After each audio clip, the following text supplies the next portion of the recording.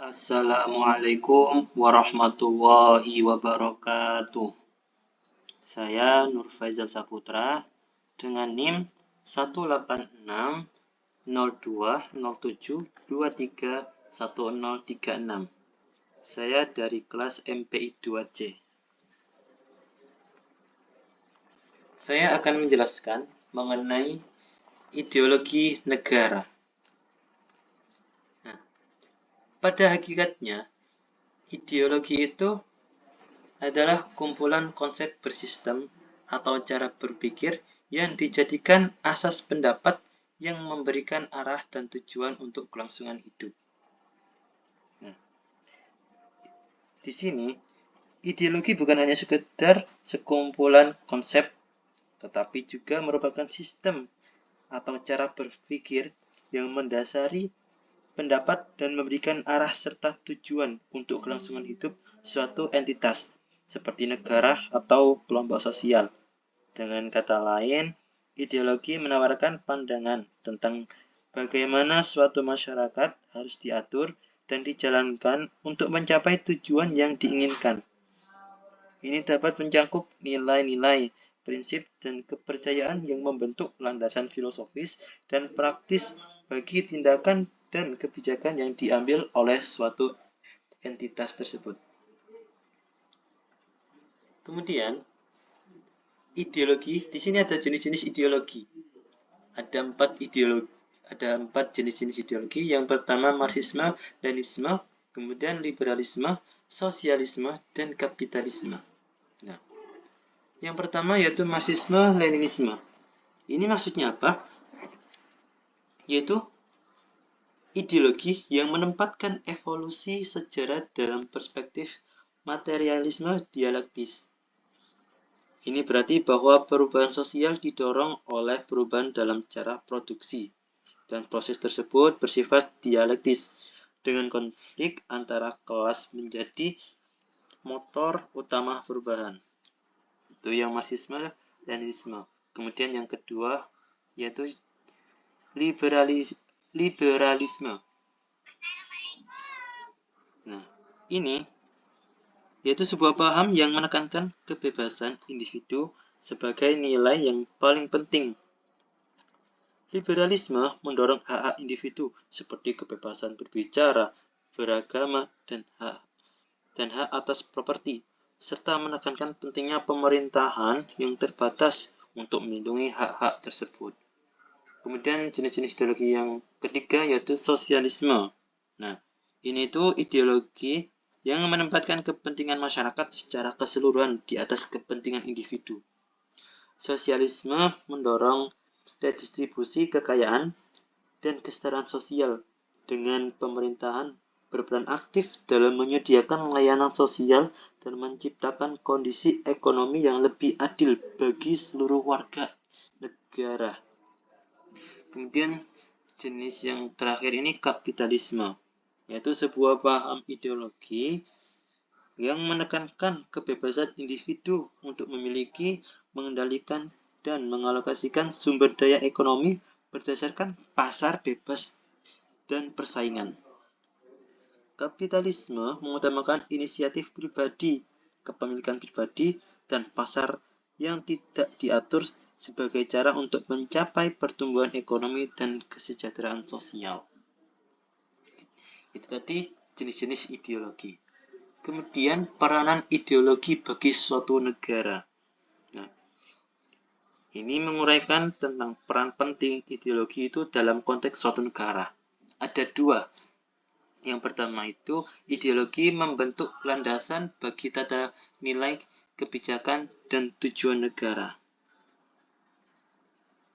Ini maksudnya ideologi memberikan kerangka kerja konseptual yang menentukan nilai-nilai dasar, prinsip-prinsip, dan tujuan yang dikejar oleh suatu negara. Ideologi ini menjadi pijakan yang digunakan untuk merumuskan kebijakan publik, undang-undang, dan keputusan politik yang sesuai dengan pandangan, nilai, dan tujuan negara tersebut. Kemudian yang kedua, ideologi membantu mengarahkan kebijakan politik, ekonomi, sosial, dan budaya suatu negara. Nah, dengan menjadikan ideologi sebagai panduan, suatu negara dapat mengarahkan kebijakan-kebijakan dalam berbagai aspek kehidupan, termasuk politik, ekonomi, sosial, dan budaya. Ideologi memberikan visi tentang bagaimana negara harus diatur dan dijalankan, serta membimbing langkah-langkah yang diambil dalam mengatasi tantangan-tantangan yang dihadapi. Dengan demikian, ideologi berperan penting dalam membentuk identitas dan arah suatu negara. Kemudian, urgensi Pancasila itu sebagai ideologi negara.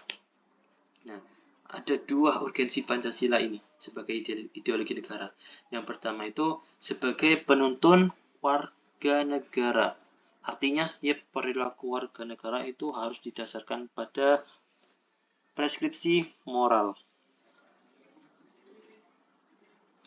Nah, ini tuh maksudnya Pancasila itu berfungsi sebagai panduan moral bagi warga negara dalam perilaku dan tindakan mereka.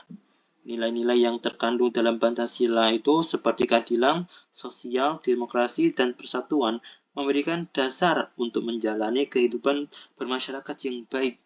Oleh karena itu, setiap tindakan dan perilaku warga negara seharusnya didasarkan pada prinsip-prinsip moral yang terkandung dalam Pancasila. Kemudian yang kedua, itu sebagai penolakan terhadap nilai-nilai yang tidak sesuai dengan sila-sila Pancasila.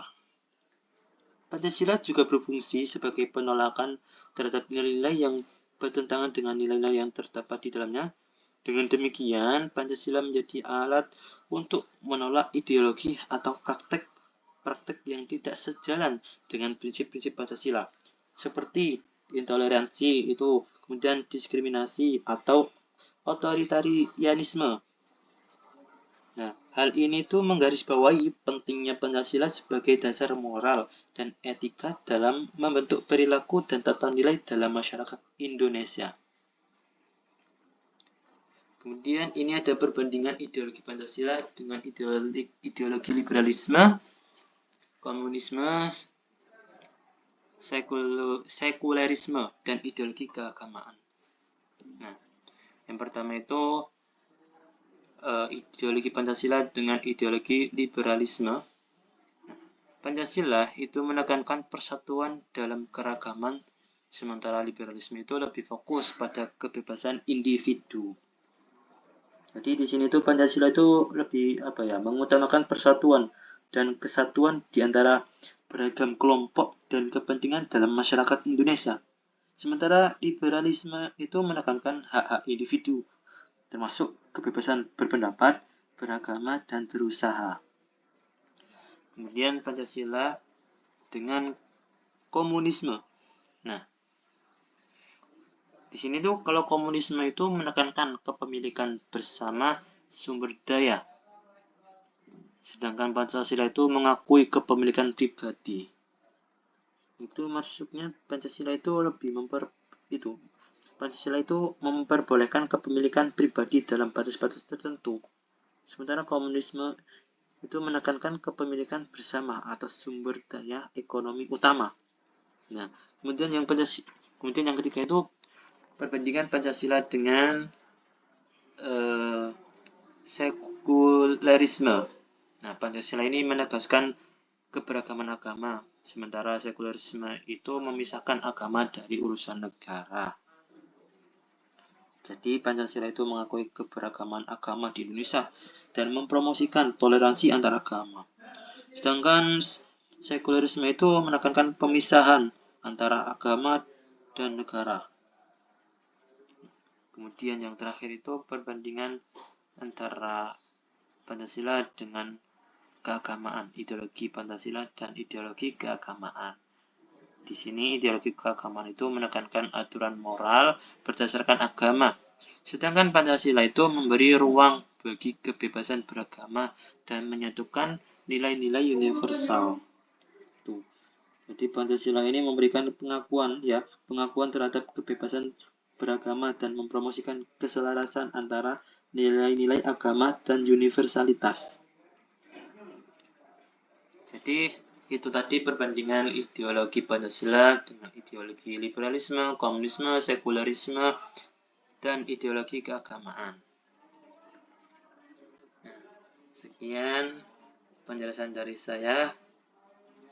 Jika ada salah kata maupun ucapan yang tidak berkenan di hati, saya mohon maaf yang sebesar-besarnya. Jika ada kesalahan dalam penjelasan saya, mohon koreksinya.